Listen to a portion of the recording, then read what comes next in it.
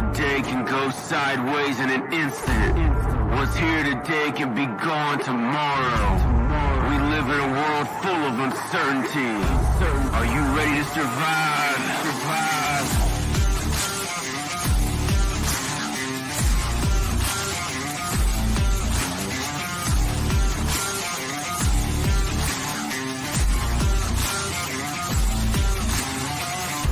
This is the weathered soul.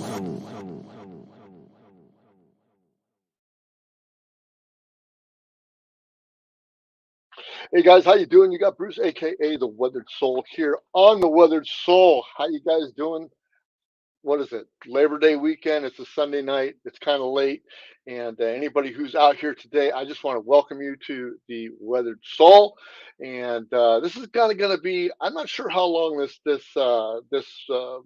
this actual episode 5. By the way, it's September 4th, 2022, and this is episode 5 of the Weathered Soul. And like I said, I don't know how long it's going to go on because I like to do one of these shows every time that I start a new concept show that I have going on here. And I know on my first show that I told you guys that we were going to be more geared towards homesteading and stuff like that. And we are eventually going to get there, but it's been a slow, methodical pace on some of the guests that I've had and other kind of things that get in the way. I mean, life gets into the way, and there's so many things that I'm thrilled to be able to give to you and bring to you. I just find it appealing to go ahead and give me what my rant is and how I feel about things and stuff like that. I've got a bunch of stuff to tell you, and every time that I do one of these podcasts or I change the podcast genre, I like to at least do an episode just to give you an idea of who the Weathered Soul is, what has happened in the past to the past shows, some of the other shows that might be hanging on, and some of the other shows that are going to be leaving, and things like that. So, we're going to drop in here and we're just going to go forward with what I've got to say today. But I want to make a couple of announcements first, and one of them is that I would like you to know that I am out of Facebook. Finally, I mean, a lot of people that are going to listen to this are going to go, ah ha ha, he's on his rampage that he's off of Facebook again, and no, I am actually off of Facebook. The only this is probably the last couple of times that you're going to see me on at least the Weathered Soul community and the In Pit of Your Stomach. I will be posting these podcasts expressly to my Facebook site, my Bruce McGee, that Facebook. I mean, that's where it's going to be. But basically, I'm going to be moving my podcast to, especially, I still got YouTube going on. I got Twitch going on. I've got MeWe going on. I've got a couple of other sites, Twitter handles.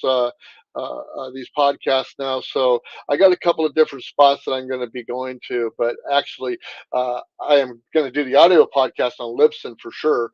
That's never going to change. And but as far as YouTube is concerned, or excuse me, Facebook is concerned, and the communities that I made, the pages that I made, we're going to be dropping out of those because number one, I've pretty much lost all my audience over there at Facebook.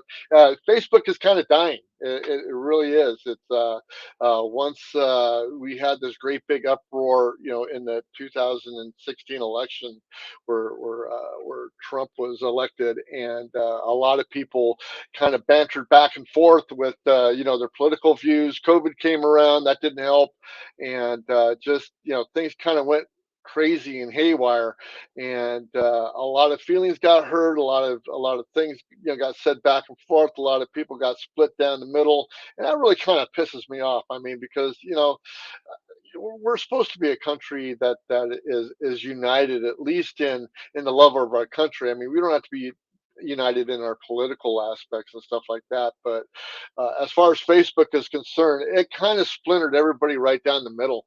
And I'm not saying that Facebook is the only one that did this. I'm just saying that it's one of those things that is dying. There's other platforms out there that are leading the pack now.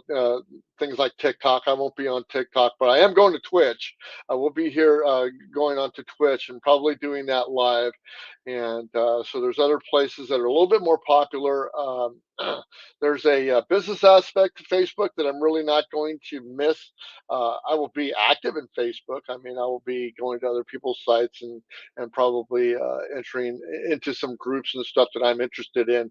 But I won't be posting anything other than my podcast on Facebook. And if you want anything to do, with what I'm doing, you can go right down there to at also known as TWS.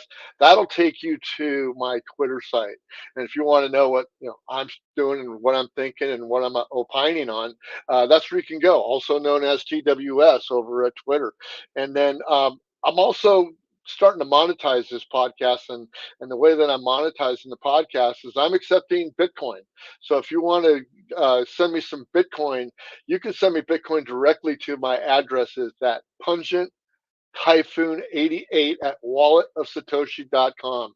That is the only place right now that I'm taking Bitcoin, but rest assured that other things are going to open up. I'd like to tell you about another place that you can listen to the Weathered Soul podcast and actually get your feet wet in Bitcoin, and that would be the Fountain app. So if you just go to the Fountain app and download it onto your phone, you'll be able to you'll be asked to sign up for the application.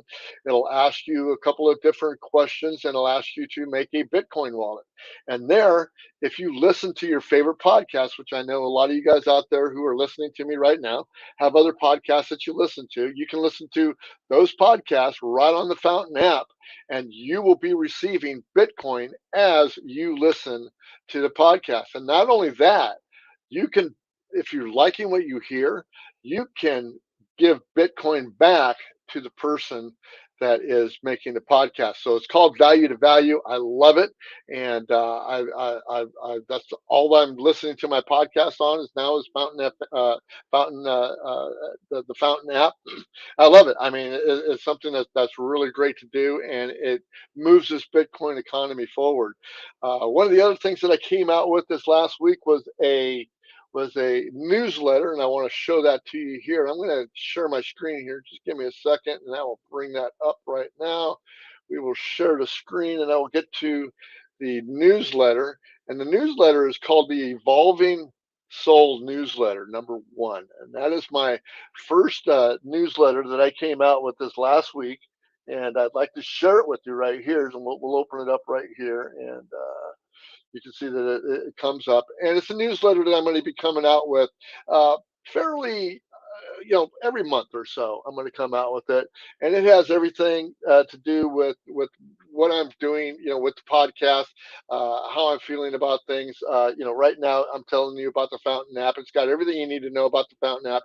In fact, all the show notes will tell you what's going on with the Fountain app and the other things that I'm into. I'm also into Plexus, which is my other business that I do.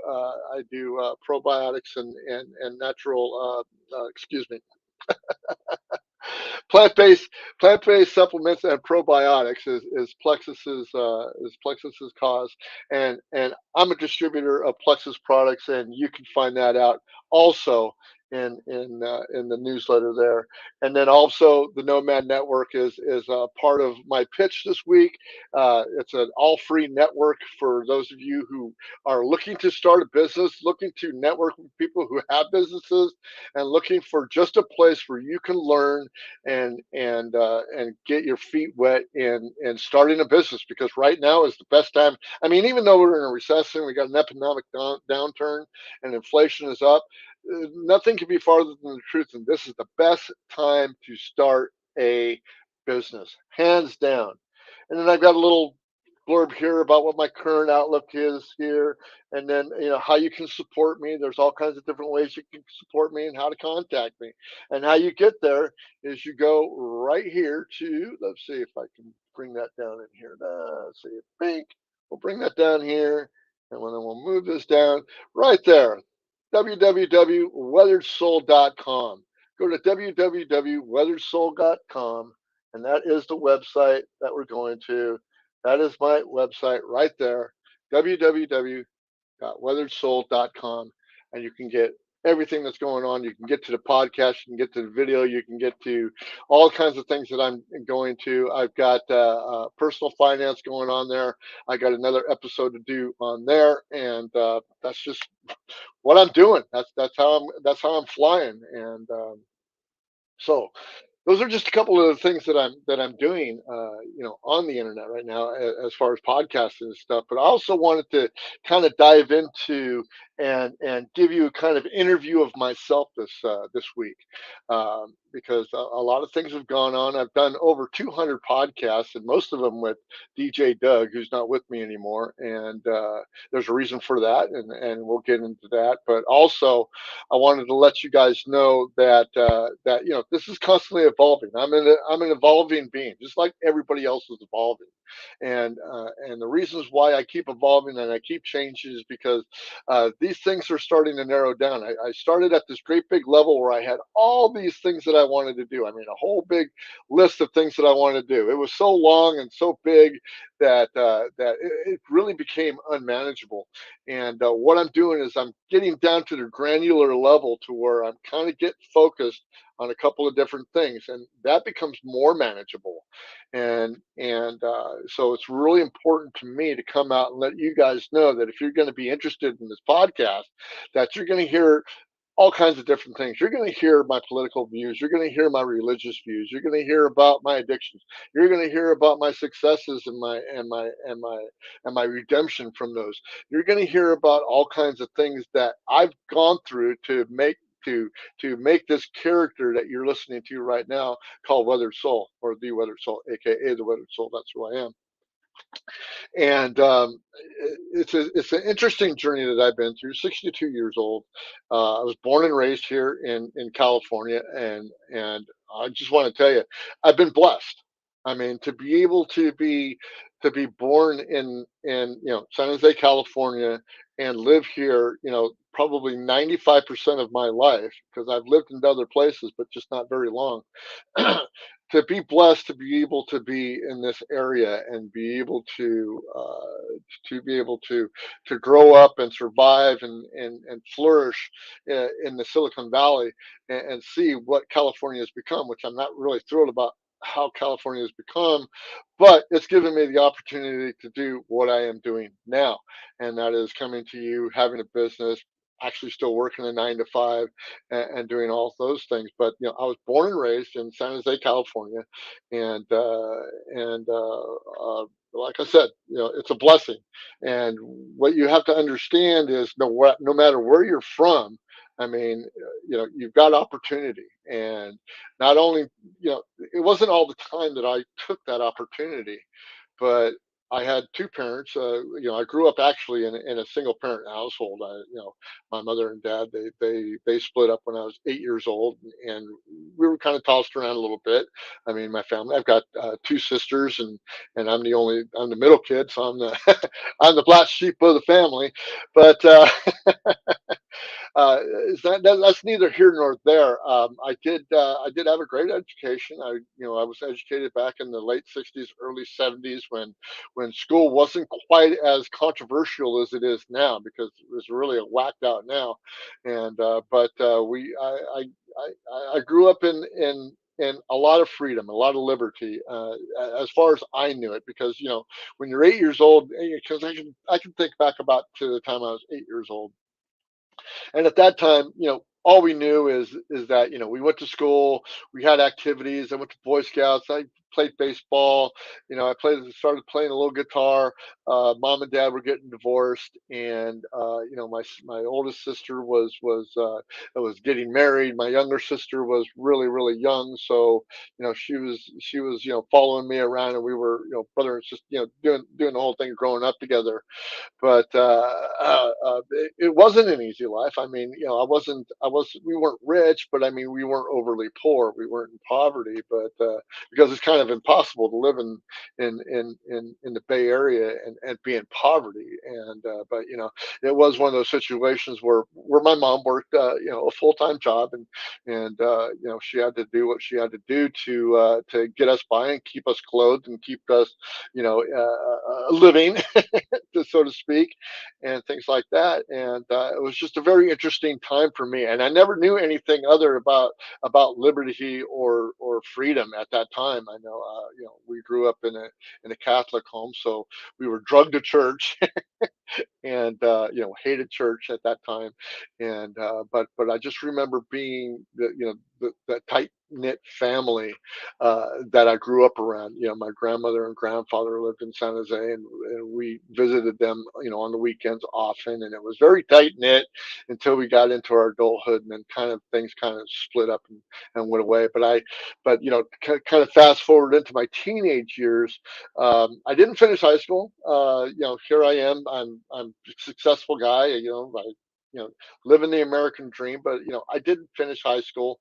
I quit like 2 months into my senior year, which was a really dumb thing to do. But I was headstrong and things like that, and I had been working for 3 years before that. I went to work with my father, at the age of 15, before he got up and took off and left for another state. But he instilled to me, and my mother always instilled to me, the longevity of being at a workplace. And I was able to instill that habit within my persona. And I went forward and I worked, from the time I was 14, 15 on. In fact, I was chomping at the bit to get my work permit to go to work, and it's something that I just did every day of my life. And I loved it. But yeah, I quit school at probably 2 months into my senior year, and I went into the Air Force. And that was real kind of an I wasn't ready. I really wasn't. As much as I thought that I was smart and I was, this headstrong kid, I was dipping into what I would say is an addiction. Because I really it started out with the gateway drug. We'll say that it started out with pot. Yeah, it did start out with pot, but I mean, it had more to do than that. I had a lot of resentment. I had a lot of anxiety and things that I was going through because of the fact of the matter of what my family unit was at that time. And when you're a kid, you're kind of pulled apart. You just kind of don't know where you're going and what you're doing. And you just want to rebel. And I guess I was kind of really rebellious. I did get into my share of trouble, and I did get out of my share of trouble. But the fact of the matter is that I did end up in the Air Force for about 2 years. And during that time, I got caught into a whirlwind of alcoholism and addiction.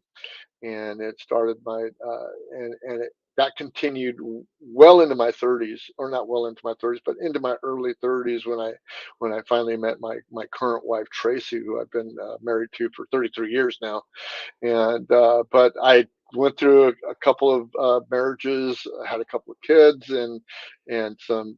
I'm just not very proud of what happened in between the time I was 18 until the time I was about 32, when I actually finally got the clouds started, lifting off of my head. But I mean, I was pretty well functioning during that time. I had a career started back in, I was like 24, something like that, when my first stint at, doing a permanent job started, at a little plastic shop where I pushed broom. I went in there and I pushed broom for minimum wage, and 22, 23 years later, I left that job, and I went to go get the current job that I have, which is an assistant to engineering for a high tech company. And all this time, I've got lots of people to just to thank for that, because they did kind of tolerate a high functioning addict. Uh, going forward into their business. But the employers kind of, they kind of tolerate what some of these people like me do, because we were loyal. I was loyal. I wasn't going anywhere. Because I couldn't go anywhere, because they had me. I was a high functioning addict, and it was just definitely one of those things where I was just kind of stuck where I was at. But I was smart enough and I was able enough and determined enough to be able to be good enough at my job to be able to have my employers give me more money and do these things. So during that time, like I said, there was a bunch of things that I wasn't really proud of. We're not going to get into those, but when I met my wife Tracy, that I'm currently married to now for 33 years, kind of life changed, and I did I did a whole bunch of time in county jail, and it's funny now, but it wasn't funny then. But I mean, I was in and out of jail probably for a good 5 years before I met my current wife, and then it kind of after we got married is when everything kind of spun out of control, and not just because you know um, that I married this beautiful woman who has tolerated me for this 33 years, but more for the fact that she got me at the peak of my addiction as it was starting to kind of swirl out of control. And for the first 2 to 4 years of our marriage it was just a shit show. And and it was my fault because I didn't want to pull myself out of that addiction. I was very comfortable with doing what I was doing. There's other reasons that I won't get into, personal and interrelational relationships that I was having that I just really wasn't proud of. And then again, going back to that, the thing that pulled me out was pretty much, you know, not ODing, but kind of just being lost in my addiction, and then finding myself, in an emergency room, going like, "What am I doing here?" Okay.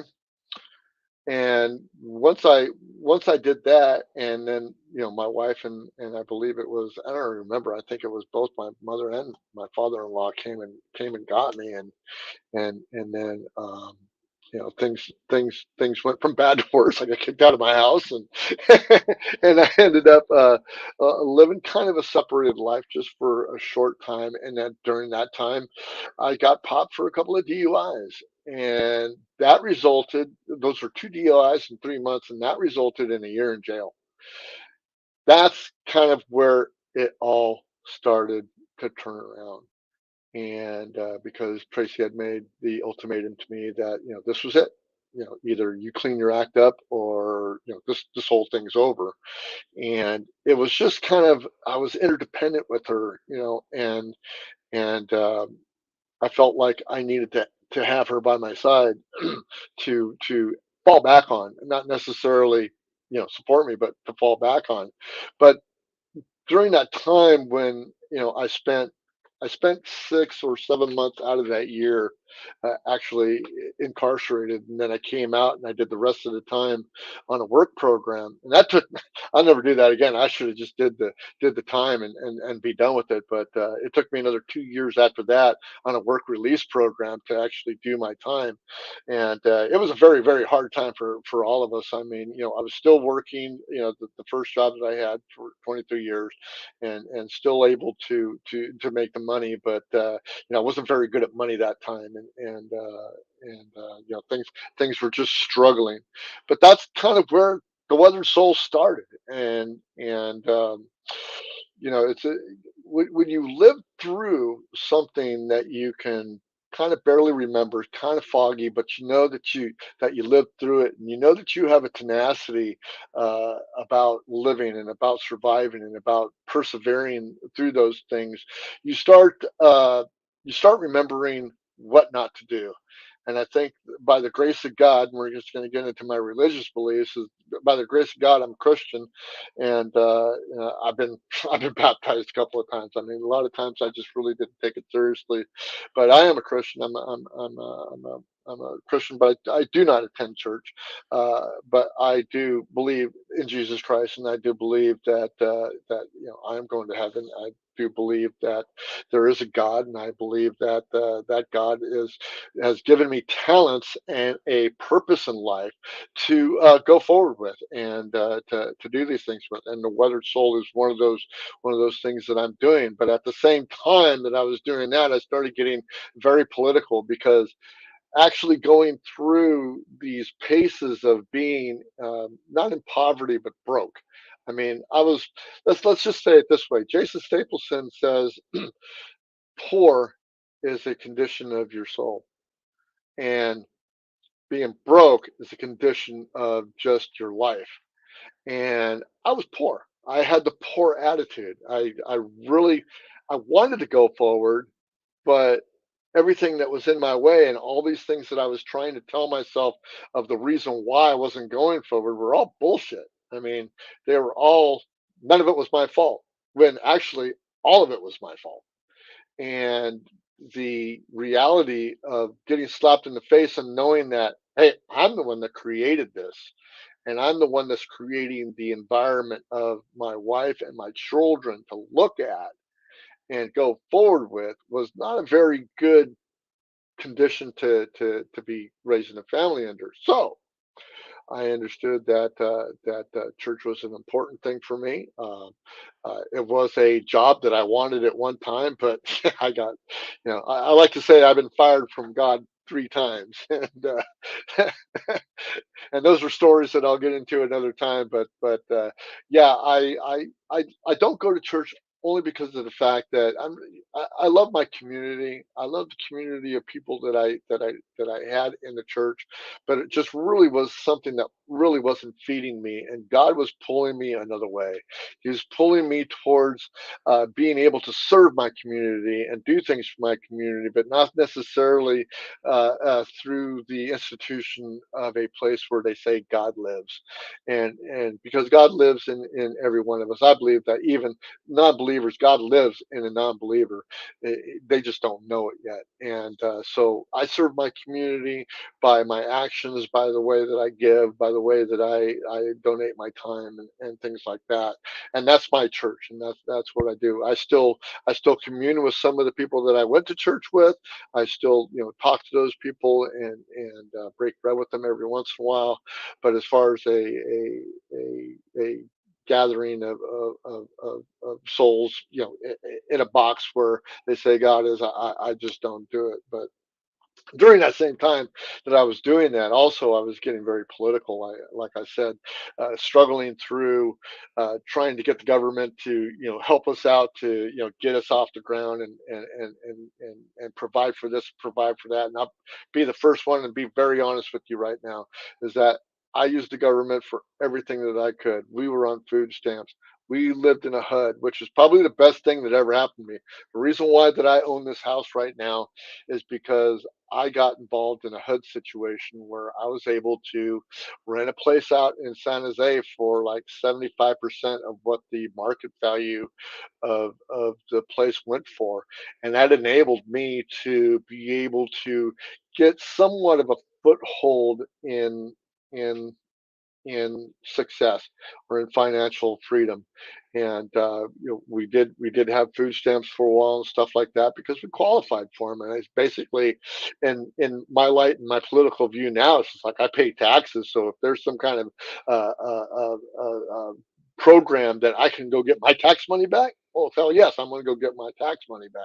So when we talk about, oh, Bruce, then you're just one of those people that you believe in social safety nets. And you know what? And it's just like, whether or not I believe in social safety nets is irregardless of the circumstances, that I pay taxes. And if I've got a chance to get my tax money back, I'm going to go back and get my tax money, whether that be in food stamps, whether it be in a HUD program or whatever. But the fact that I was blessed with a HUD program, that's what gave me the resources to be able to get out of debt, and pay off a whole bunch of stuff, and be able to buy a house, and move on, after my addiction, because I'm a recovering addict now. I've been sober for, geez, since 1994. So we're going on 20 years now, and 30. Oh, was it 94, 2004, 414, almost 30 years of being sober. And from my addictions, from my main addictions, which most of it was meth, and but yeah, I praise God that I'm able to say no, and I'm able to move forward. I can even be around it, and I just won't do it. It's just one of those things that it's just a taboo for me anymore. But like I said, got a little political and started looking at kind of what the political view was, and it wasn't too long before I saw what was going on with right after Reagan, with Bush and Clinton, and then Bush again, and then Obama, and then we have Trump, and now we have Biden. And I went through that transition where I grew up in a Democratic home. They were my family was Democrats, and I went through my phase where I became a very staunch Republican, a very conservative person, and I would say to this day that I'm still pretty freaking conservative, but I do have my progressive and liberal leanings, because I did fall into this. Ron Paul libertarianism that came around in about 2008, although I was probably thinking that way before Ron Paul came around, but it wasn't until I started listening to Jason Stapleton that it really hit me that I really kind of leaned towards the Libertarian Party. Now, I take what George Washington said, before he left the presidency, that what will ruin us is being loyal to a party. And since the 2016 election, or 2022, I can't remember which election, whatever Joe Jorgensen and the other guy was running for. I was really pulling for them, but knowing that this Libertarian Party was really going nowhere, and it was really just an idea, and an idea about liberty and freedom, that it really wasn't a party that really was going to take hold. Why is it not going to take hold? Well, I'll tell you why it's not going to take hold. It's not going to take hold because everybody's just bent on this two-party system. And I'm not saying it's a good thing or a bad thing. What I'm saying is this is a corrupt thing, because it really doesn't matter whether it's a Democrat or Republican. We're not going to vote ourselves away from what you're seeing today. And I'll have many arguments with a lot of different friends that I have. Some of them Republicans, some of them Democrats, some of them progressives, some of them conservatives, some of them liberals, and some of them just far right. And believe me, when you're seeing what you see out there, whether you consume Fox News, CNN, MSNBC, whatever you're consuming, what you're seeing out there, you can talk to people about it, and they say, like, that's just the far fringes. Well, you know what? Those far fringes, it doesn't matter. It's happening. And what happens right now is that the mainstream media is coming around right now, and they just keep showing you those images, whether they're for it or against it. They're showing you these images, and they show you these images, and they rail against these policies so much that it just becomes policy. It just becomes the norm. And those are things that I cannot stand.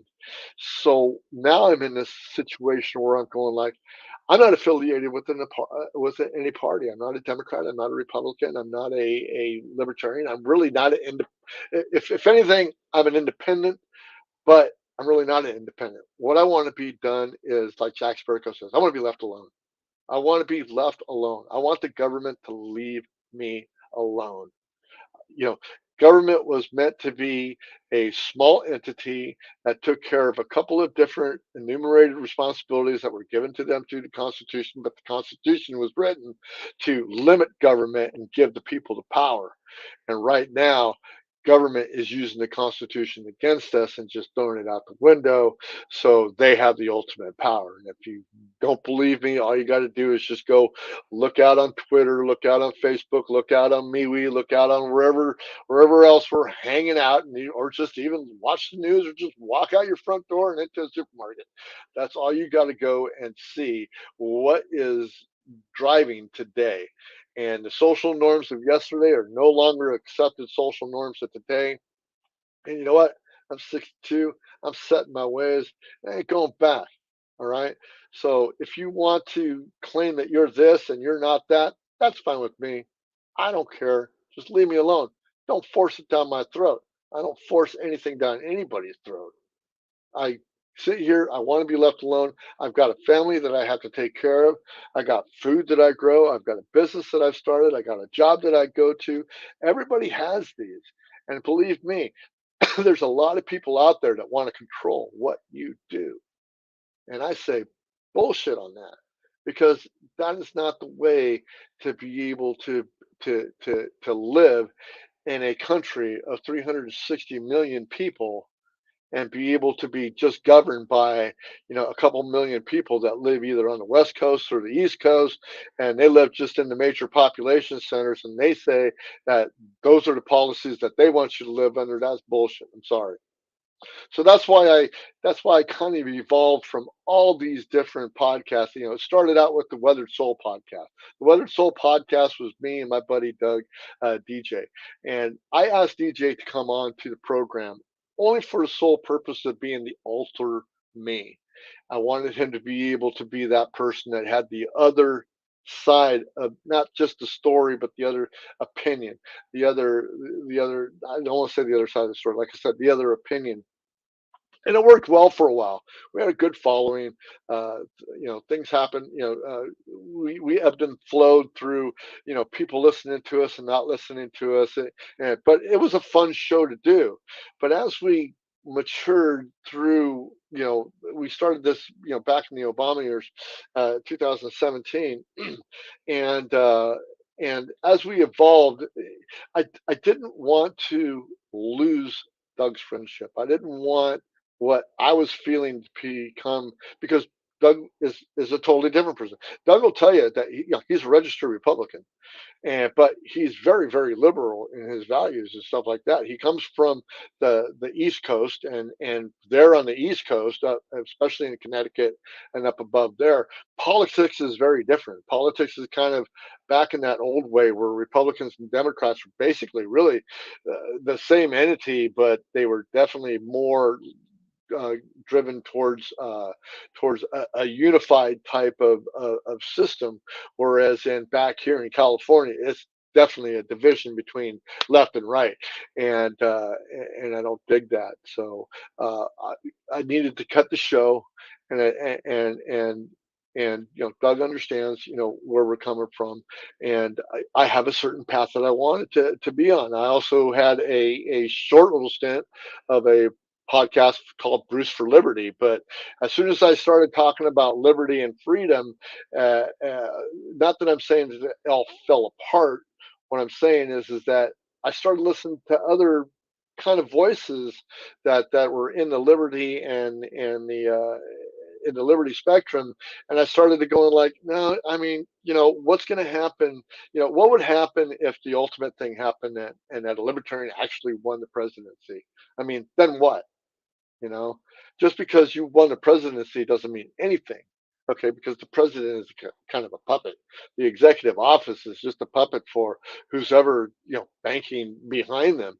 But you still have to, even if you have the presidency, you still have to deal with Congress, deal with the Supreme Court, deal with the Federal Reserve, and there's just isn't any clear uh, direction that this movement for libertarianism had to go on to it. So I kind of went like, okay, I don't want to do that either. So then I started the morning drive, and the morning drive was just my little blurb, my little 5-10 minutes where I would go off and I would just kind of tell you, well, I thought about during the day, and a lot of it had to do with Plexus products that I was doing my plant-based supplements and probiotics business, and kind of buzzing with that. And then I started In the Pit of My Stomach, which was another podcast that had to do with health and wellness. Well, then I started thinking that I, I've got all this knowledge, I've got all this experience, I've got all these things that I do. I got a side yard that looks like a junkyard, but basically that junkyard in my side yard is everything that I use to kind of bolster and build stuff around my home. And I'm going like, hey, I'm actually a homesteader. And then I found Jack Spirko. And then everything went freaking sideways on me because now I'm into this homesteading thing, and I want to be able to teach people what I've been doing for a long time, what me and Doug used to call being damn Yankees, and and and basically it all had to do with using the things around your home and around your area and around your local to be able to sustain yourself within that place that you live, right? So now I've got this house that's on 6,500 square feet. I got 1,500 square foot house. So I've got all this other yard that I've got to do with, and I'll tell you the truth, about half of it now is feeding us, and it's surprising to me how many people just don't know how to cultivate their soul. We've done so much to our land. We've done so much bad stuff to our life that it's going to take a lot to get that stuff back. I I bought this house in 2009, and the backyard. I decided that I wanted to do some gardening, and for 12 years I've been working on this soil. I've been working with compost bins. I've been working with organic type of stuff. I don't use a whole lot of chemicals, to put on anything. I try to do everything as organically as possible, and I learned all these things, and I need to share them with people, and that's why I came up with this. That's how the weathered soul evolved, because as I grew older, I get more weathered, but my soul is increasing in the knowledge and the wisdom that I've had from everything that I've done, from everything that I've experienced, from everything that I've triumphed from, the things I've stumbled over, all these things that keep going forward and keep building on and piling on. It's just piling more wisdom on top of a life that has been so full and so blessed with, a family and friends and things like that. I've got to give it back. So what I'm trying to do now is that I'm trying to come up with a brand, and that would be the Weathered Soul, and that is going to be the brand that's going to be going forward. But we'll be talking a lot about politics. We'll be talking about religion. We'll be talking about finances. We're going to be talking about homesteading. We're talking about more suburban homesteading than we're going to be talking about large homesteading. I'm trying to get people like Jack Spirko on my podcast. I'm trying to get people here that are interested in getting people to a space where they can manage their lives again without having the government knocking down their front door trying to get money from them all the time. Because believe me, we're not going to vote ourselves out of what's happening right now. And the only thing that we can do is be ungovernable enough to walk away and say, no, I've had it. Now, that doesn't mean that we stop paying our taxes and we stop doing this and we stop doing that. It's just stop relying on the government to to give you everything, because that's what they want to do. They want to give you everything. They want to give you everything. They want you under, because once you start getting everything from them, they have you. They have you under their thumb, and they're never going to let you go. I was able to just be able to take those food stamps and take that HUD. And as soon as I was out of that HUD, I was out of the program. As soon as I got out of my jail time and I served my time, I was out. I'm not going back. These are the kind of things that I want to teach other people out there, the young people, the old people, the people that don't even know how to plant a seed in the ground. I want to show you how to cultivate your soil. It takes a long time to We have damaged so much of our soil. So much in suburbia. We have these front yards full of grass. Our backyards are full of grass. You know what they are? They're wasted space. Now, do I have grass in my front yard? Yeah, I have grass in my front yard. I ain't fertilized it in a long time, and I can really care less if it grows or not. I keep it mowed because I like my front yard to look good, and stuff like that. But for the most part, I'm into feeding the hummingbirds and and growing stuff in my backyard, and entertaining and feeding people and making friends and making new network connections. And it's satisfying to me to do that. And all I can say is that it's that urge to be able to give back everything that was given to me. I want to give back to you, whether that be in my music, whether that be my podcast, whether that be in my experience for horticulture, whether that be in my experience in financial, getting out of debt. I was $30,000 in consumer debt in 1994. I don't owe anybody anything except for the mortgage on this house. That's all I owe. I'm financially free other than that. I've got a retirement plan now. I didn't have a penny to my at 40 years old, I had not a penny to my name. I had nothing saved for retirement. I'm 62 now. I'm getting ready to retire here probably in the next, 5 to 7 years, something like that. And I'm going to be able to, know, not go to a 9 to 5. I'm never going to actually retire from a job. I mean, it's not one of those things that I'm going to be home every day, and doing anything. But I want to be home every day and to make it count and to make it profitable for me and have these little income streams coming in and out. We're going to be talking about that too. We're going to be talking about income streams. We're going to be talking about all kinds of things like that on the Weathered Soul. And I'm just hoping that you guys will take this ride with me.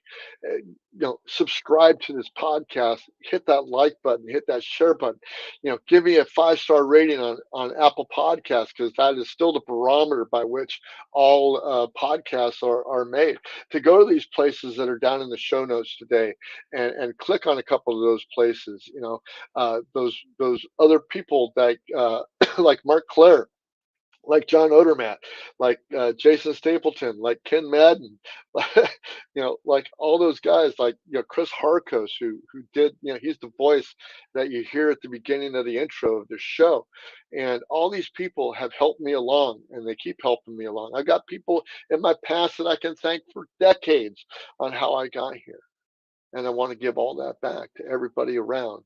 So that they're able to not only learn from my mistakes, but to survive from my triumphs also, and to be able to take some of that knowledge that I'm going to give to some of you guys in some short videos, some other podcasts, some of the guests that I'm having on. My next guest is going to be a guy named Chris, and he is phenomenal. He is who they call the I can't remember. We're going to do a financial one the next time that you see me, because I'm actually going on vacation here in the next week. I'm heading out to the Sierras. I'm going to go fishing with 21 of my good buddies that I've been going fishing with for many, many years, over 30 years. And it's going to be nice that we finally get together after this COVID stuff. But these are all the things that I just want to share with you. I hope that you will take this ride with me. It's going to be a fun ride. It's going to be a bumpy ride. It's going to be one of those rides where you're going to go like, woohoo, man, this is going to be one of those fun times, man. And I'm telling you right now that I can only go up from here. So, like I said, go to weatheredsoul.com if you want to go to my website and check out the the evolution, the soul of the evolution here. I'm going to bring that one back out, the Evolving Soul newsletter, and sign up for my website. When you go there, a pop-up's going to come up. It's going to ask you to subscribe to the website. Subscribe to the website. Hey, I don't share your information with anybody. It's not one of those things that I want to do. My hosting company is not going to share your information with anybody. You'll never get any other email from me other than from theweatheredsoul.com. But you can follow me also over there at Twitter over here, and at also known as TWS. Go to Twitter and check me out.